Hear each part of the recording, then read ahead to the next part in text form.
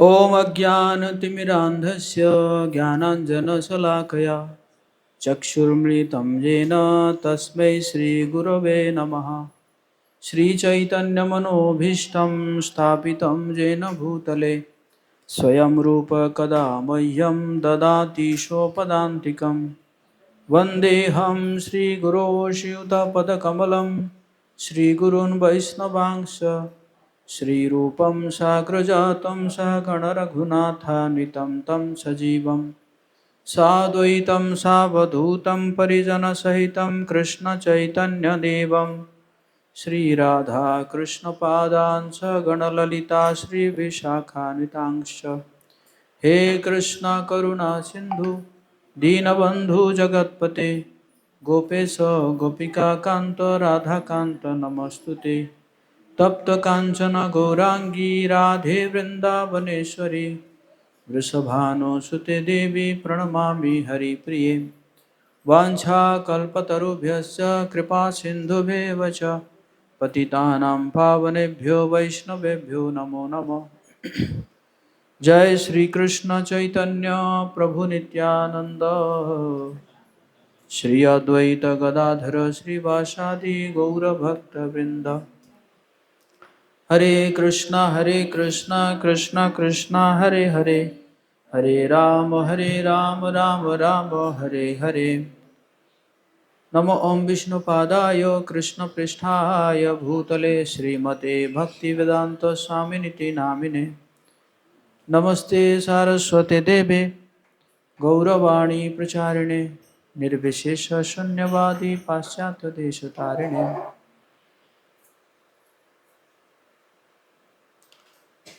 नीलाचल निवासाय नित्याय परमात्मने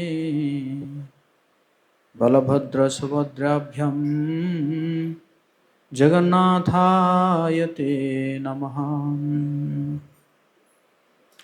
जय जगन्नाथ, जय बलदेव, जय सुभद्रा।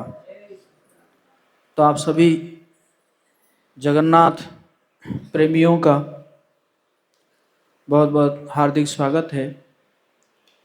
आज कल परसों हम 3 दिन जगन्नाथ जी के अद्भुत महिमा लीला, उनके प्राकट्य, इसके ऊपर हम चर्चा करेंगे।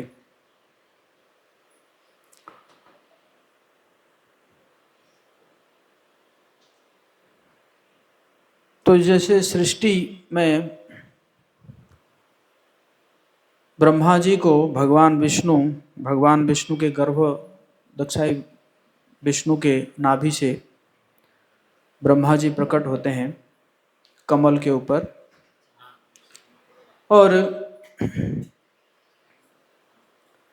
फिर ब्रह्मा जी का जो है कुल मिला के उनका उम्र होता है 100 साल। कितना? 100 साल। लेकिन ये जो 100 साल है ये ब्रह्मलोक में है, हमारे लोक में नहीं है।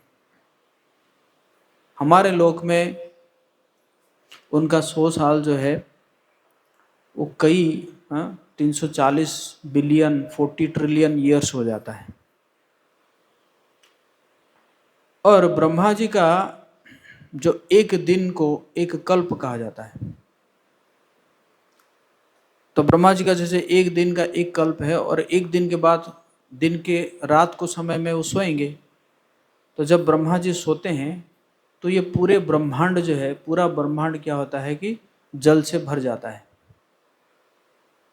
और एक कल्प तक पूरा ये ब्रह्मांड पूरा जल से भरा हुआ रहता है। और फिर जब ब्रह्मा जी फिर सुबह उठते हैं तो फिर वो क्या करते हैं, फिर ब्रह्मांड को फिर सृष्टि करते हैं, ब्रह्मांड के जीवों को सृष्टि करते हैं। तो एक बार क्या हुआ कि ब्रह्मा जी सोचे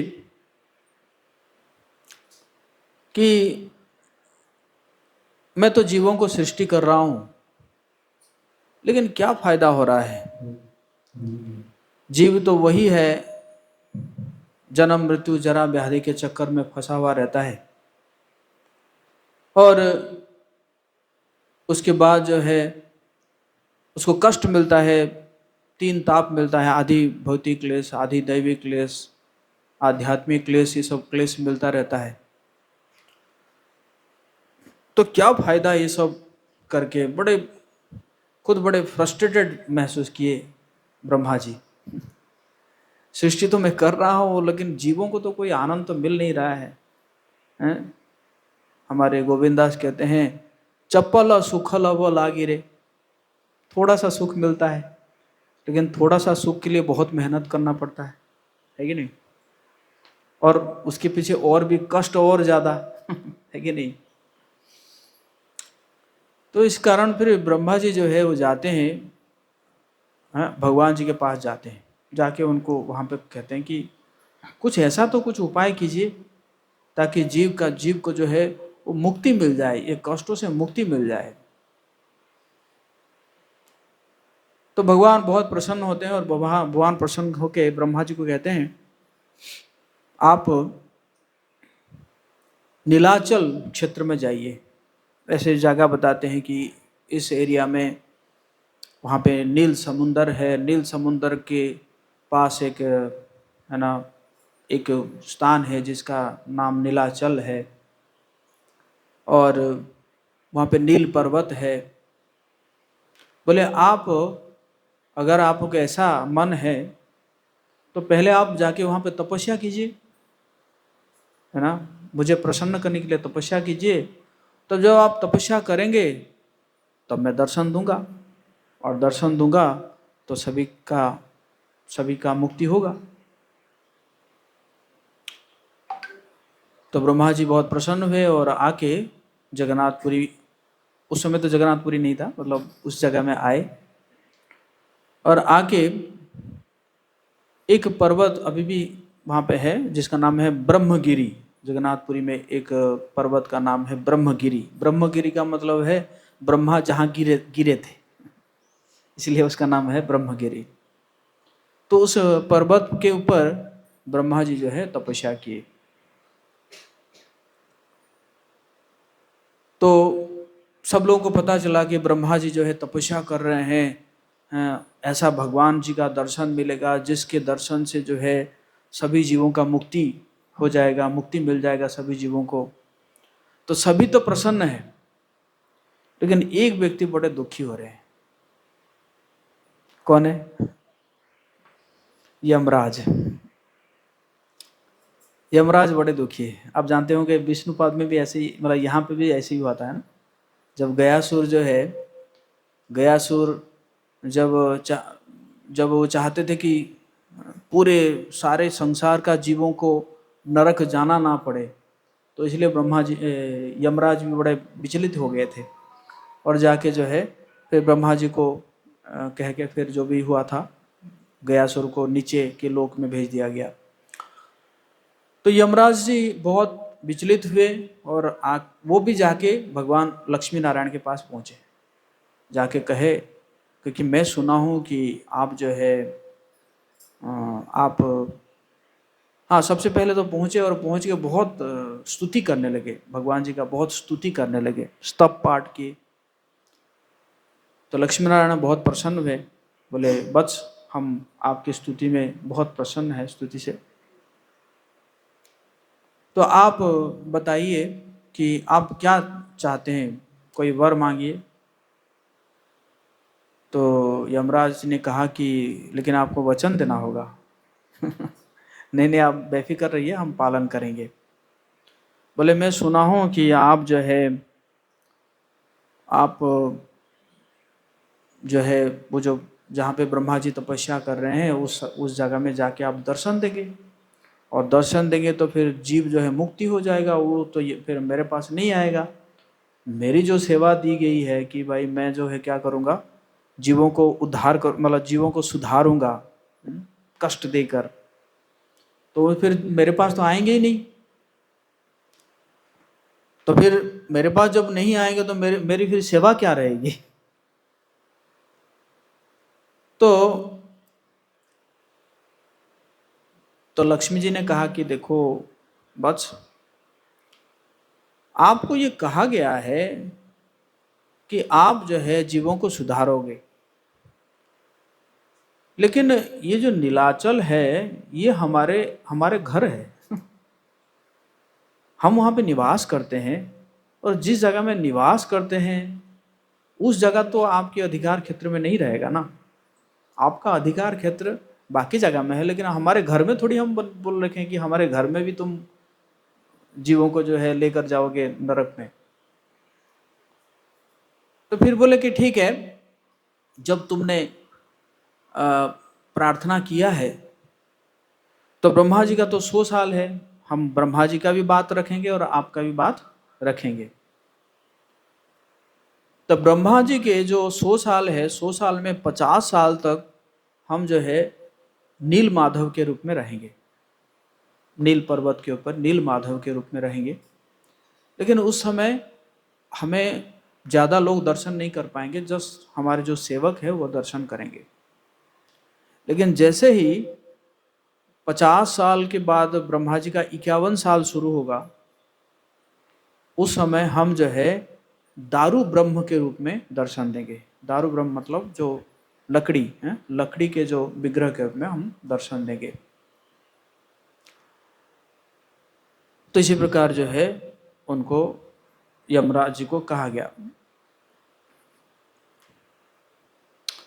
तो फिर यमराज ब्रह्मा जी के तपस्या से प्रसन्न होकर भगवान जो है वहाँ पे नील माधव के रूप में प्रकट होते हैं, नील पर्वत के ऊपर नील माधव के रूप में प्रकट होते हैं। तो देखा जाए तो वैसे जो भगवान जी को त्रियुगी कहा गया है। भगवान एक्चुअली कलयुग में भगवान जो है वो अवतार ग्रहण नहीं करते हैं। भगवान जो है सतयुग में अवतार ग्रहण करते हैं, और जो है त्रेता में अवतार ग्रहण करते हैं, द्वापर में अवतार लेते हैं, लेकिन कलयुग में भगवान जो है वो अवतार के रूप में नहीं आते। तो आप पूछेंगे फिर चैतन्य महाप्रभु कौन है? चैतन्य महाप्रभु स्वयं अवतरी है, लेकिन चैतन्य महाप्रभु भी अवतार के रूप में नहीं आ रहे हैं। वो किस रूप में आ रहे हैं? भक्त के रूप में आ रहे हैं। और उसी प्रकार जगन्नाथ जी भी जो है वो किस रूप में आ रहे हैं? दारू ब्रह्म के रूप में आ रहे हैं, विग्रह के रूप में आ रहे हैं। क्योंकि भगवान जानते हैं कि कलयुग में क्या है, कलयुग में लोग जो है वो कोई भी आ जाए उनको आदर सम्मान नहीं करेंगे। दूसरे युग में तो चलता था, लेकिन इस कलयुग में क्या है, लोग जो है वो इतना आदर सम्मान नहीं करेंगे। तो इसी कारण जो है चैतन्य महाप्रभु जो है वो नाम का प्रचार करते हैं, हरे कृष्णा कृष्ण कृष्ण हरे हरे, हरे राम राम राम हरे हरे। तो चैतन्य महाप्रभु जो है वो भगवान का नाम का प्रचार करते हैं, ताकि वो नाम के माध्यम से क्या होगा कि हमारे अंदर जो असुरत्व है, डिमोनियाक मेंटालिटी है, वो खत्म हो जाएगा। जैसे कहते हैं ना कि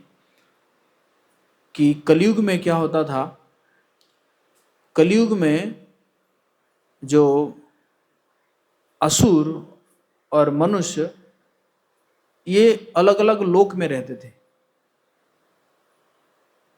असुरी लोक अलग था और मनुष्य का लोक अलग था।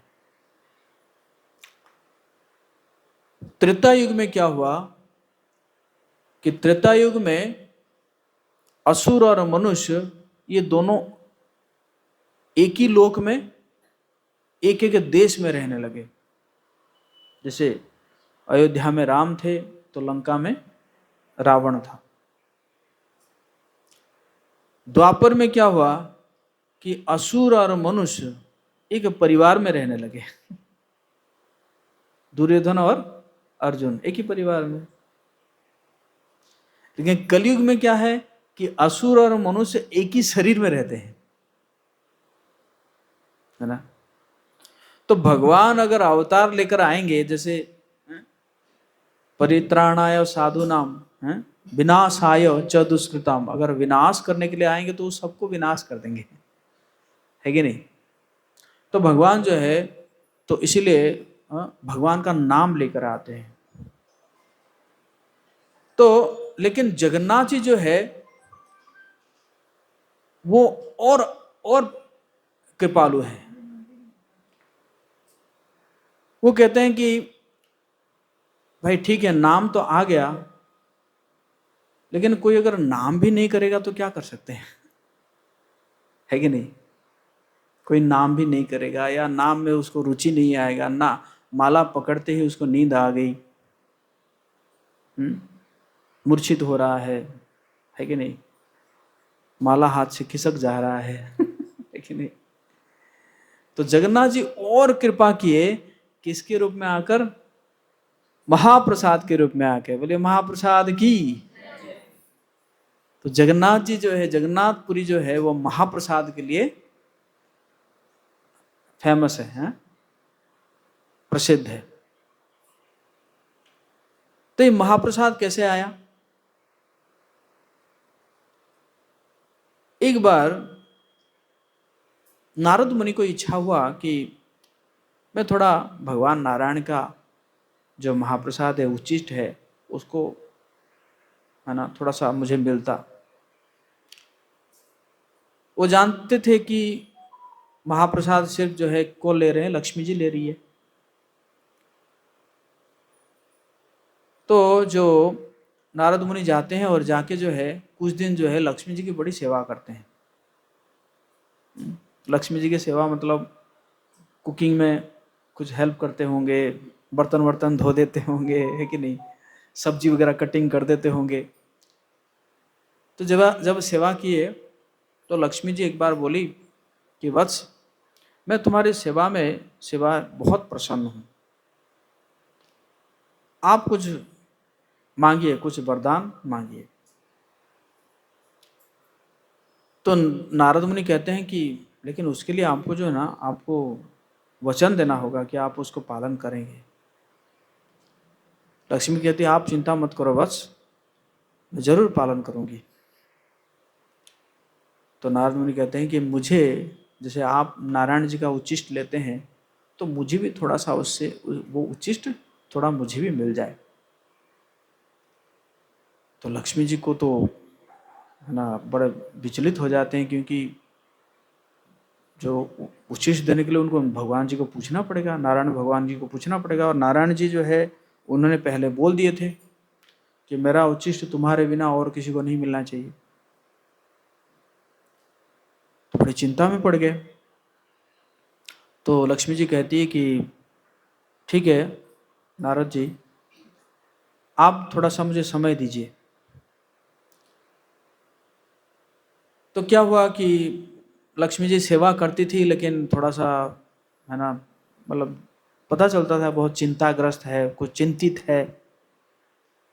और भगवान जब भोजन कर रहे हैं तो उस समय जैसे पति अगर भोजन करता है तो पत्नी जो है वो बहुत क्या है, मतलब बहुत खुश हो के, बहुत प्रसन्न मुद्रा में सेवा करना चाहिए। लेकिन यहाँ पे क्या दिखाया जा रहा है कि लक्ष्मी जी जो है वो चिंतित है। तो भगवान ने कहा क्या बात है, तुम मुझे भोजन करा रही हो और खुद जो है बहुत चिंतित लग रही हो।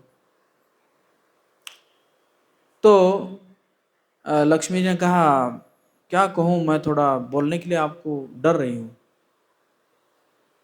नहीं नहीं नहीं, बोलो बोलो, आराम से बोलो।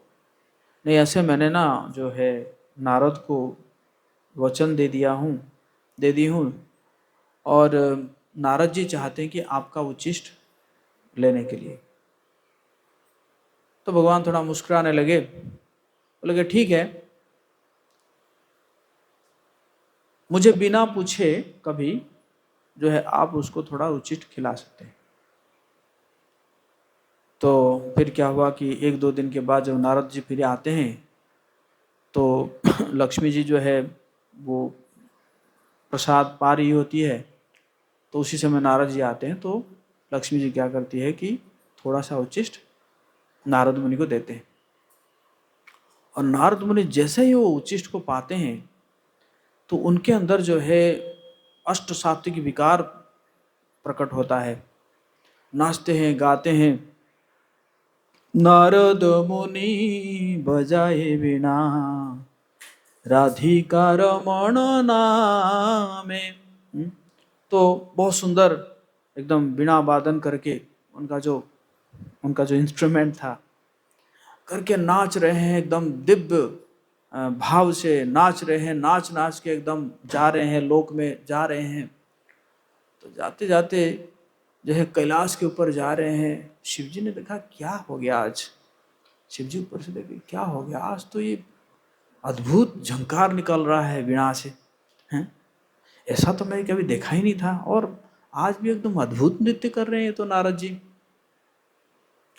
तो तुरंत चले गए शिव जी, कहते नारद जी कुछ बताइए तो, आज क्या हो गया, आज ऐसा मैं तो कभी देखा ही नहीं था, आपको कभी देखा नहीं, वैसे अद्भुत आपका धुन निकल रहा है वीणा से, और ऐसे नृत्य कर रहे हैं, ऐसे आपके आंखों से अश्रु निकल रहा है, क्या बात है, कुछ बताइए तो।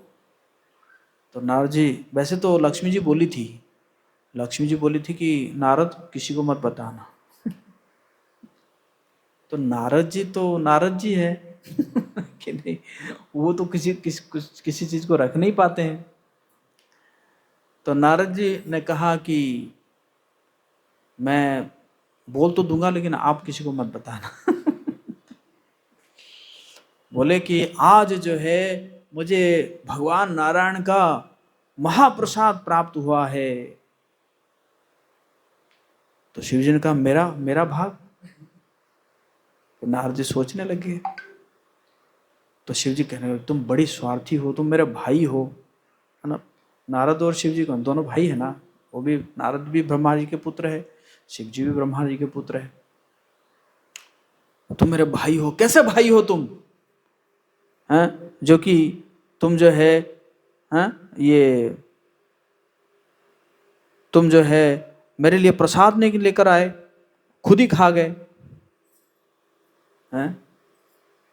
कई बार ऐसा भी होता है ना, भक्त लोगों को जो प्रसाद मिलता है तो भक्त लोग सोचते ही नहीं है कि और कोई खाएगा कि नहीं खाएगा, एकदम, है ना, पहले ही उसको चपेट लेते हैं ना, जो भी है। तो नारद मुनि ने कहा कि मुझे तो याद नहीं था और मैं तो खा लिया। किस हाथ से खाए थे ना, इसी हाथ से खाया था। तो शिव जी, अरे रुक जा, तो शिव जी जो है वो क्या किए, उस हाथ को ऐसे देखने लगे, ध्यान से देखने लगे। क्या हुआ कि वो एक नाखून के एक कोने में एक दाना लगा हुआ था। तो शिव जी क्या किया, तुरंत उसको लिए, वो नारद मुनि का उंगली को लिए और उस उंगली को जो है चूसने लगे। और जैसे ही वो दाना जो है शिव जी के अंदर गया, और शिव जी जो है एकदम नटराज नृत्य करने लगे। वैसे जैसे मैं बता रहा था ना कि जब प्रलय के समय में शिव जी नृत्य करते हैं, उस समय नृत्य कर कर के ही पूरे ब्रह्मांड को जो है वो पानी से भर देते हैं। लेकिन आज जो है अद्भुत नृत्य करे जा रहे हैं, अद्भुत नृत्य करे जा रहे हैं, एकदम थमने का नाम नहीं ले रहे हैं। और तो पार्वती माता ने कहा आज क्या हो गया पतिदेव को, ऐसा तो, और समय भी नहीं हुआ है, प्रलय का तो समय भी नहीं हुआ है। तो बोले पतिदेव क्या हुआ है बताओ तो, समय नहीं हुआ है प्रलय का। और वो जो है फिर भी नाचे जा रहे हैं, नृत्य कर रहे हैं शिव जी। फिर जबरदस्ती जब थोड़ा सा, है ना, पार्वती माता थोड़ा सा रोकी, तो फिर रुक गए कि क्या हुआ है, मुझे कुछ कारण तो बताओ, आज ऐसा नृत्य क्यों कर रहे हैं आप। बोले मुझे आज नारायण जी का महाप्रसाद मिला है कि नहीं। महाप्रसाद इसलिए मतलब लक्ष्मी जी और फिर नारद मुनि के उच्चिष्ट होके फिर इनको मिला, तो इसलिए मैं बहुत प्रसन्न हूं। तो पार्वती माता कहती है कि मेरा भाग, मैं भी तो आपकी अर्धांगिनी हूं, अर्धांगिनी मतलब सारे चीज में मेरा आधा भाग होना चाहिए। और शिव जी क्या बोले, अब तो खा ही चुके हैं, है कि नहीं, खा ही चुके हैं। तो शिव जी के मुंह से निकल गया, तुम माया हो, इसलिए तुम्हारे, है ना, तुम्हारा कोई अधिकार नहीं है नारायण के प्रसाद के ऊपर, है कि नहीं, है ना। तो माया मतलब क्या, माया मतलब जस्ट अपोजिट है ना, भगवान की छाया है ना। जैसे कहते हैं कि कृष्ण है सूर्य सम, माया है अंधकार, जहां कृष्ण वहां नहीं माया का अधिकार। उसी उसी को याद करते हुए शिव जी ने कह दिया कि तुम माया हो, तुम्हारा कोई अधिकार नहीं है भगवान के प्रसाद के ऊपर।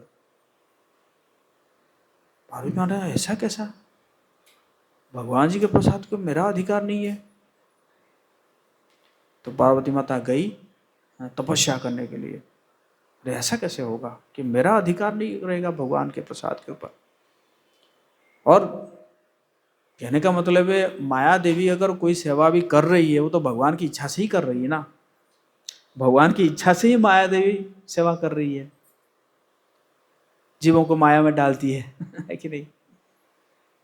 तो फिर माया जो है, पार्वती माता गई और एकदम तपस्या करने लगी, तपस्या करने लगी। घोर तपस्या करने के बाद जो है भगवान आए, प्रकट हुए, कहते कि बोलो पार्वती, क्या तुम्हारी इच्छा क्या है। बोले मेरे पतिदेव कह रहे हैं कि आपके प्रसाद के ऊपर मेरा कोई अधिकार नहीं है। नहीं, ऐसा नहीं है, आपका भी मेरा प्रसाद के ऊपर अधिकार है। तो पार्वती माता थोड़ा सा और आगे बढ़ गई, बोलती नहीं, मैं चाहती हूं कि आपके प्रसाद के ऊपर ये पूरे जगत का अधिकार हो। बोले पार्वती माता की। तो भगवान ने कहा ऐसा ही होगा। कैसा होगा, फिर भगवान कहे कि मैं जब, हाँ, दारू ब्रह्म के रूप में आऊंगा जगन्नाथपुरी में, मतलब नीलाचल क्षेत्र में, तो उस समय क्या होगा कि पहला भोग तो मुझे लगेगा, और वो भोग जो है लगने के बाद वो बनेगा प्रसाद, और उसके बाद फिर तुम्हें लगेगा। बिमला देवी, भगवान जगन्नाथ जी के लेफ्ट साइड में जो आप जाएंगे तो लक्ष्मी जी का मंदिर है, और राइट साइड में बिमला देवी जी का मंदिर है। बिमला देवी मतलब पार्वती माता।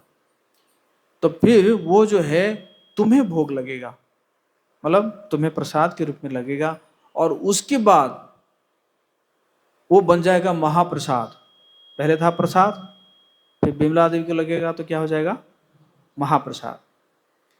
और फिर उसके बाद वो जो महाप्रसाद है वो क्या होगा, पूरे संसार में वितरित होगा, और उस महाप्रसाद को जो भी उसको खाएगा या पाएगा, है ना, वो फिर 3 तापों से उस मुक्त हो जाएगा। बोले जगन्नाथ महाप्रसाद की। तो इस प्रकार जगन्नाथ जी जो है वो इतने दयालु है, इतने दयालु है।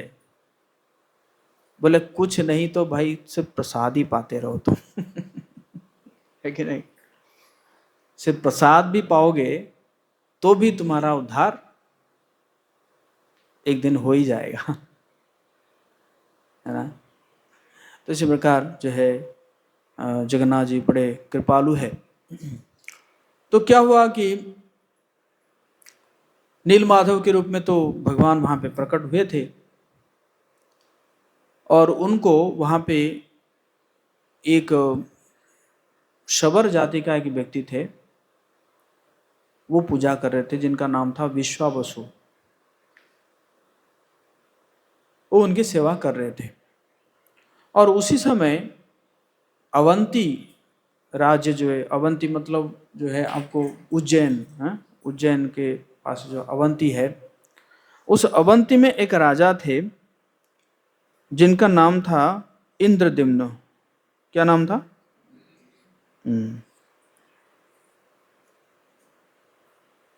ये सतयुग की बात है।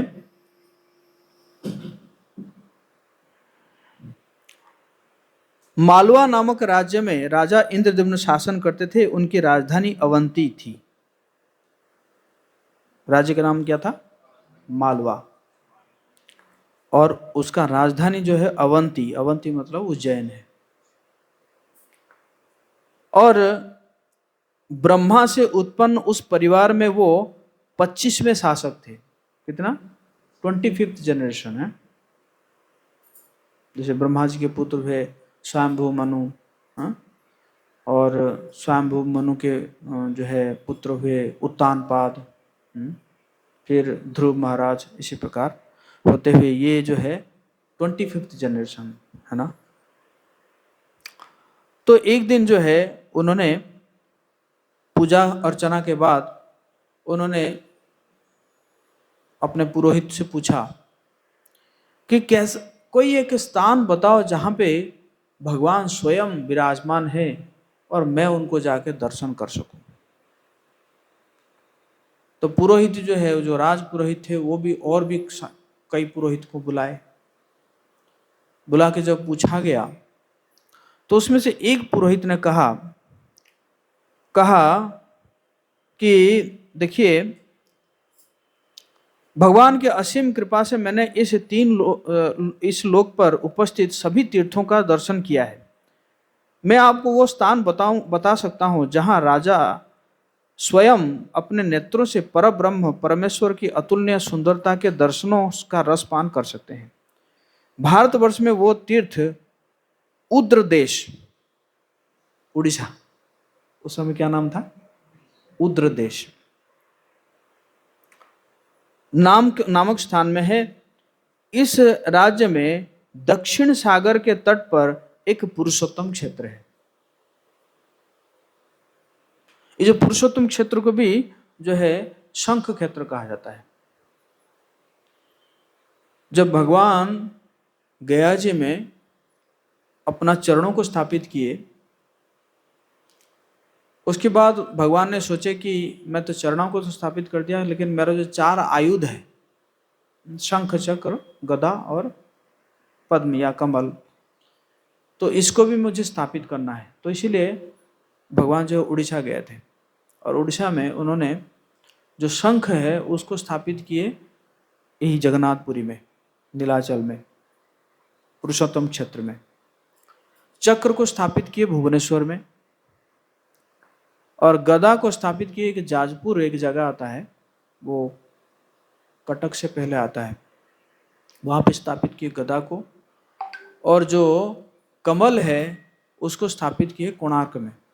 कोणार्क जहाँ पे आप जानते होंगे जो सन टेम्पल है, बहुत फेमस सन टेम्पल है, तो उस जगह में जो है स्थापित किए। तो कह रहे हैं कि जो पुरुषोत्तम क्षेत्र है वो उस स्थान में सघन सुंदर वनों से घिरा हुआ एक नील वर्ण का भव्य पर्वत है। नील सागर और नील पर्वत, और नील पर्वत जो है बहुत ही घना जंगल है उसके ऊपर। और पर्वत की चोटी पर एक कल्प वृक्ष नामक विशाल बरगद का वृक्ष है। आप में से कितने लोग जगन्नाथपुरी गए हैं? गए हैं ना? तो बट वृक्ष देखे होंगे अंदर, तो ये बट वृक्ष के बारे में कह रहे हैं। तो बट वृक्ष जो है वही कल्प वृक्ष है। उस वृक्ष के पश्चिम में पवित्र स्थान के लिए स्वच्छ सुगंधित जल से परिपूर्ण रोहिणी कुंड नामक एक सुंदर तालाब है। उस समय तालाब था, अभी तो एकदम छोटा सा, एकदम इतना छोटा सा जगह है, उसी में थोड़ा सा पानी वो छिड़कते हैं ऐसे, तो वो जो है वो सुंदर तालाब है। वो तालाब स्वच्छ जल के रूप में परमेश्वर की असीम कृपा से पूरित है। यदि कोई व्यक्ति रोहिणी कुंड के जल का स्पर्श भी करेगा उसे तुरंत ही मोक्ष प्राप्ति हो जाएगा। तो इस प्रकार उन्होंने जो है वर्णन किया। कुंड की पूर्वी दिशा में भगवान वासुदेव का एक विग्रह है। वो कौन है? नीलमाधव। उनकी अति उत्तम मूर्ति किसमें बना हुआ है? इंद्र नीलमणि, एक नीले स्फटिक इस प्रकार का से निर्मित है।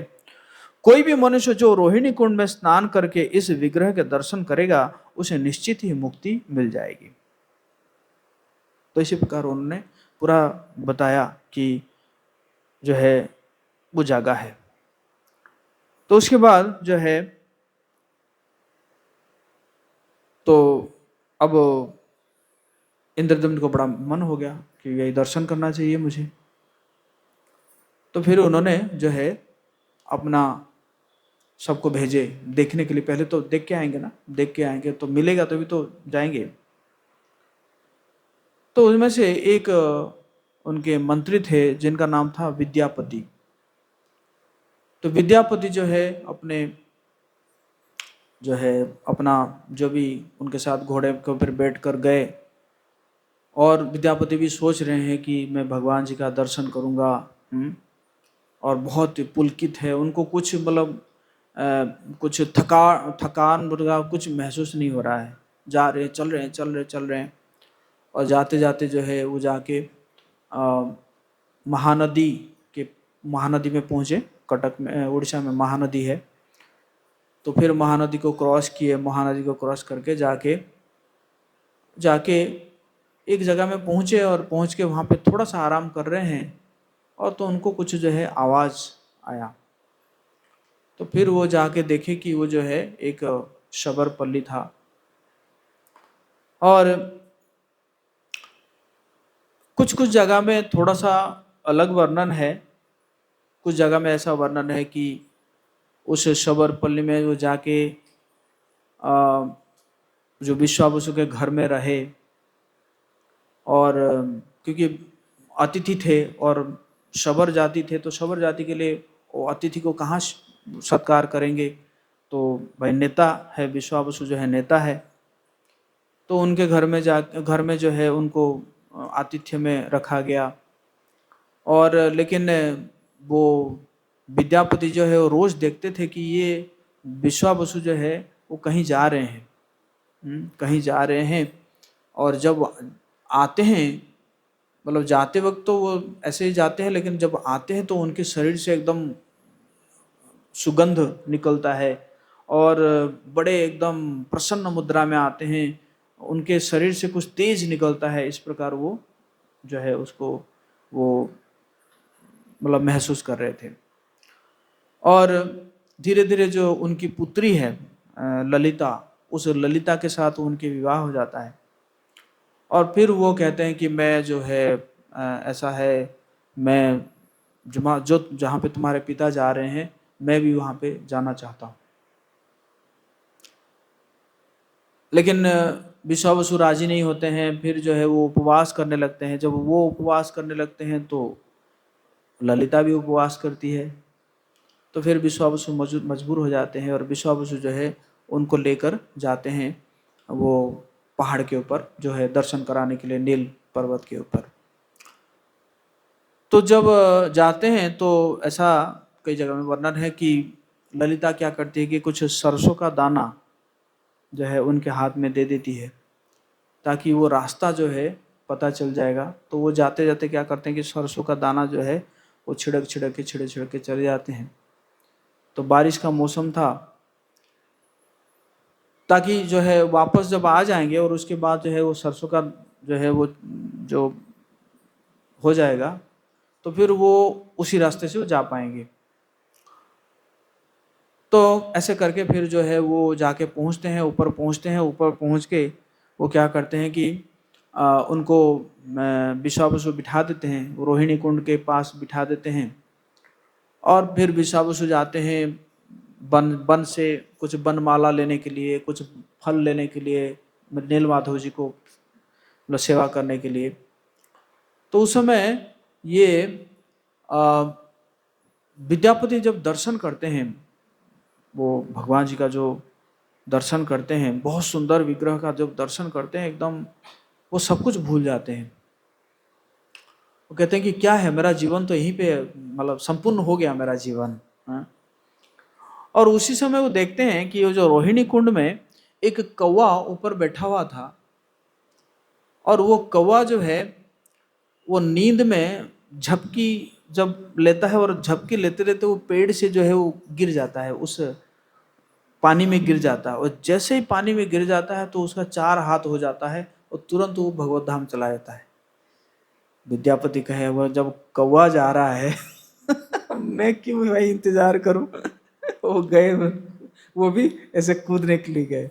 तो तुरंत नीलमाधव उसको बोलते हैं, उनको बोलते हैं कि नहीं नहीं, आपको बहुत सारा काम करना है, मेरी बहुत सेवा बाकी है, अभी आपको नहीं जाना है।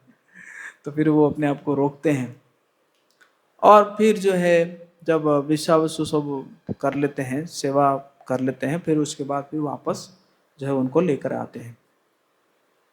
तो ये कुछ कुछ जगह में ऐसा वर्णन है और कुछ कुछ जगह में ऐसा वर्णन है कि विश्वावसु को पता था कि ऐसे करके नहीं इंद्रदम्न आएंगे और यहाँ पे एक शहर बसाएंगे। तो जो है विश्वावसु को पता था, तो इसलिए वो खुशी खुशी से ले जाते हैं। तो इसी प्रकार वर्णन है। तो जो भी है, फिर विद्यापति वापस आते हैं और विद्यापति वापस आके फिर जाते हैं इंद्रदम्न को बताने के लिए। और जब जाते हैं तो एक जो नीलमाधव जी का जो एक माला है, उस माला को लेकर जाते हैं। और जब नीलमाधव का जो प्रसाद वो पाते हैं, वो उनको बहुत मतलब उनको लगता है कि मैं तो राज परिवार से आया हुआ हूँ, लेकिन ये प्रसाद तो कुछ अद्भुत है। तो सब पूछते हैं विश्वावसु को कि ये कैसा प्रसाद है, तो अद्भुत ये तो है। तो फिर विश्वावसु कहते हैं कि ये जो प्रसाद है ना, ये देवता लोग खुद जो है ऑफर करते हैं नीलमाधव जी को, और वो प्रसाद मैं तुम्हें दे रहा हूँ।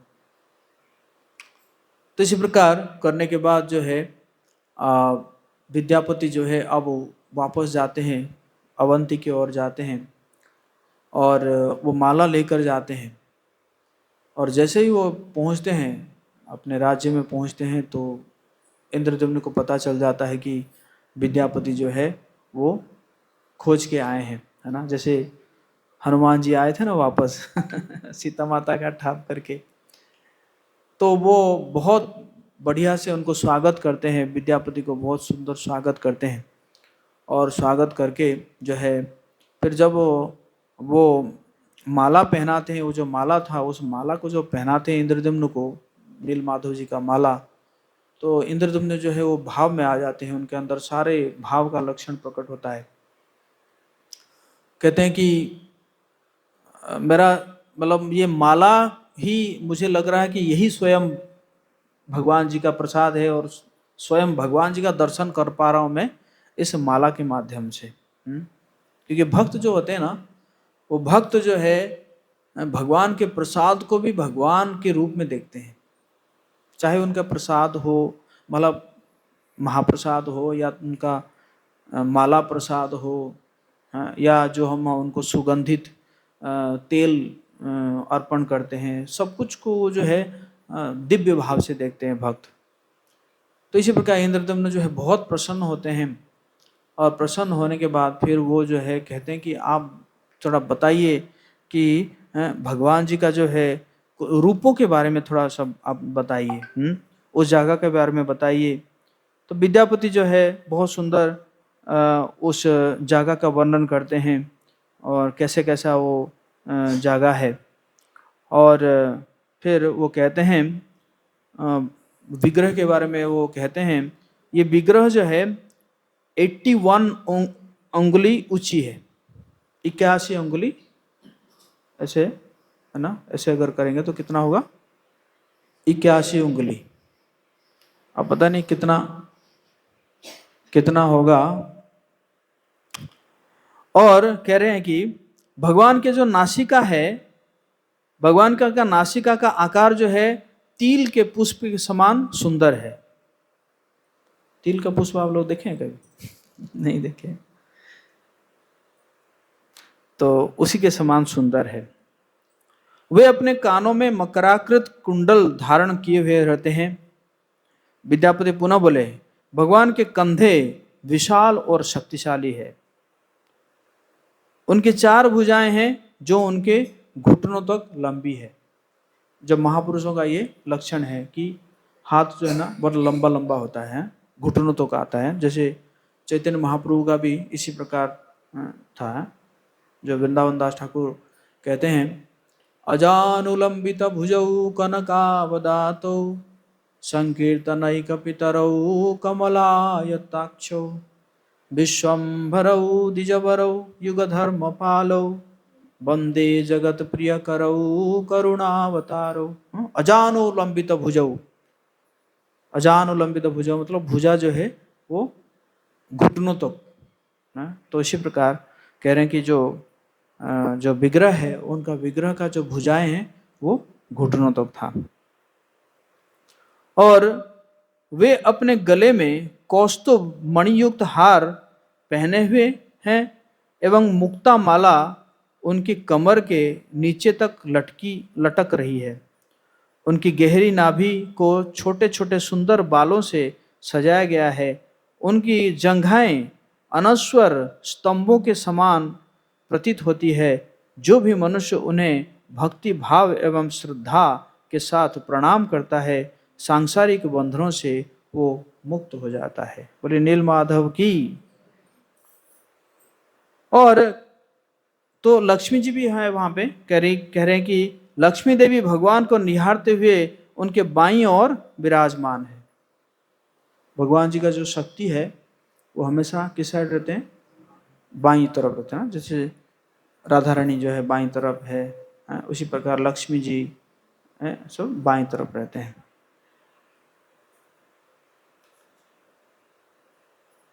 है ना। समस्त ब्रह्मांड के जनक उसी पर्वत शिखर पर विराजमान है। वे वहां शांतिपूर्वक स्थापित है। दर्शन करने वाले भक्तों को अपना आशीर्वाद देते हैं। उनके पीछे भगवान अनंत शेषनाग उपस्थित है। वे अपना फन उनके सिर के ऊपर फैलाए हुए हैं। उनके सामने सुदर्शन चक्र प्रतीक्षारत खड़े हैं। सुदर्शन के पीछे गरुड़ भगवान की सेवा हेतु तत्पर है। जगन्नाथपुरी में आप देखेंगे सबसे पहले जो एंट्री है वहां पे अरुण स्तंभ है। अरुण स्तंभ मतलब वो सूर्य के सारथी थे। और अंदर जाएंगे तो वहां पे भगवान जी के सामने कौन है? गरुड़ स्तंभ है ना। चैतन्य महाप्रभु वही गरुड़ स्तंभ के पीछे ही भगवान जी का हमेशा दर्शन करते थे। श्याम सुंदर के रूप में जगन्नाथ जी को दर्शन करते थे। तो जब ये सब बोले तो राजा जो है बोले मैं अब जो है पवित्र हो गया हूं, मैं अब वहां जाऊंगा और उस जगह में जाकर मैं एक भगवान जी के लिए मंदिर बनाऊंगा और वहीं पे एक शहर बनाऊंगा भगवान जी के लिए, ना। अभी तो कुछ नहीं था, हा? और लगभग ये जो है क्या हो रहा है, 50 साल कंप्लीट होने वाला है। यही स्थिति है। और फिर जो है कहे कि मैं 100 अश्वमेध यज्ञों का आयोजन करूंगा और भगवान के सेवा है तो लाखों बार उनकी पूजाओं का आयोजन करूंगा। व्रत उपवास के द्वारा एवं समस्त धर्म ग्रंथों में दिए गए नियम संयम का पालन करते हुए मैं अपने स्वामी को प्रसन्न करूंगा। भगवान नारायण दूषित आत्माओं के प्रति अत्यंत दयालु है। तो ये इसी प्रकार के राजा हुआ करते थे पहले, हैं। अभी के समय में अभी के राजा नहीं है जो कि, है ना, जो है पशु हत्या को है ना जो है वो कर रहे हैं, रिकमेंड कर रहे हैं ना। तो इसी प्रकार जो है हुआ। तो उसी समय जो है वहां पे नारद मुनि आके पहुंचते हैं। और नारद मुनि जब आके पहुंचते हैं तो नारद मुनि का बहुत जो है सत्कार किया जाता है। और नारद मुनि को जो है जब सत्कार करने के बाद और उनका स्तव करते हैं और उसके बाद जो है उनको बोलते हैं कि आप जो है मुझे ले चलिए कहाँ पे, उस नीलाचल धाम में ले चलिए और आप मुझे जो है दर्शन कराइए। तो नारद मुनि भी जो है वो राजी हो जाते हैं। अब क्या होगा कि उसका चलने के लिए एक मुहूर्त जो है ढूंढा जाएगा। और पूरे मतलब इंद्रद्युम्न के साथ साथ पूरा प्रजा, सारे प्रजा जो है पूरा वहां से उठ के आगे कहाँ नीलाचल में है। ऐसा भक्ति है।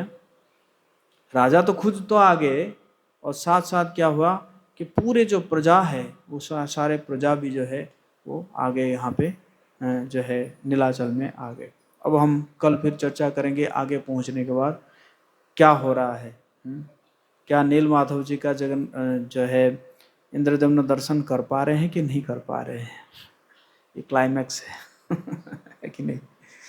जय श्री श्री जगन्नाथ बलदेव सुभद्रा महारानी की, जगन्नाथ कथा महामहोत्सव की, जगत गुरु श्रील प्रभुपाद की, आप सब गौर भक्त वृंद की।